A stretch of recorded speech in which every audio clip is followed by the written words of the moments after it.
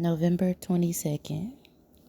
Dear Diary, I was asked, why does God allow the devil to wreak havoc in the earth? I believe this. If God eliminates evil, it'll eliminate good too. Good and evil are like a double-sided coin. You can't have one without having the other. Both work together to bring glory to the kingdom of God. The enemy doesn't realize it, but he's also working on behalf of God's plan and purpose in the earth. Without darkness, we wouldn't know what light is. So God didn't create darkness, He created light.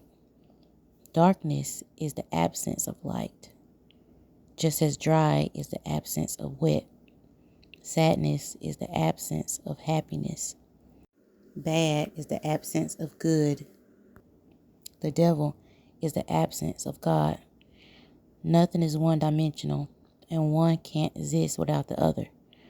But that's how God gets the glory. Because of the pain of rejection, loss, adversity, or whatever the devil uses to cause discourse in our lives, it is that very thing that pushes us in the arms of God. It's where God does His best work. He restores whatever is broken and then multiplies it tenfold. So yes, the devil and his tactics are pawns on the chessboard of life. But we must learn to grow through what we go through. Think of a lotus flower. Planted in the muddy waters of a pond, a divinely chosen foundation where many other seeds wouldn't survive. But the mud contributes to the ascension of the lotus. It then has to hold its breath long enough to rise out of it and sit above the water. The final result is what we see, a beautiful flower. The message I want you to take from the lotus flower is this.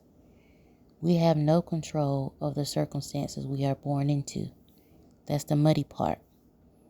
It's who we are born to, where we grew up, the schools we went to, the trauma we experienced.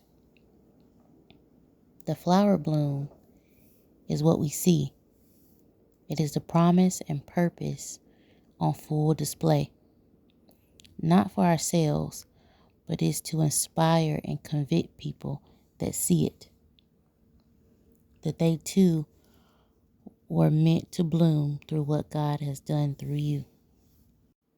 The part in between is our life.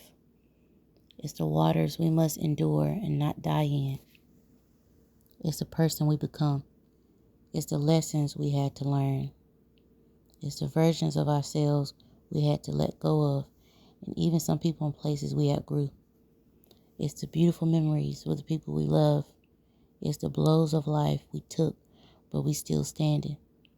It's a life still worth living. It's all the blessings in between. Everything on this earth was designed to make sure it fulfilled its purpose. That's why we see flowers grown through concrete. The concrete didn't stop it. It made it that much more resilient to make sure it bloomed anyway.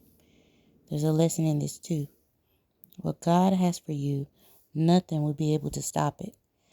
The lotus flower and the flower that grew from the concrete is God's way of letting us know that good things, beautiful things can come from messy beginnings.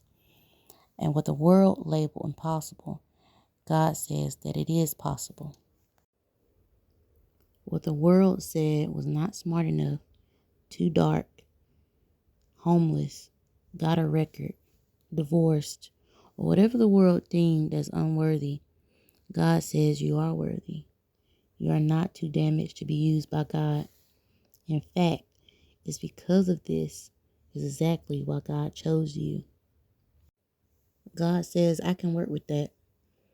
Give Him all of the pieces of you and watch Him turn it into something even more beautiful.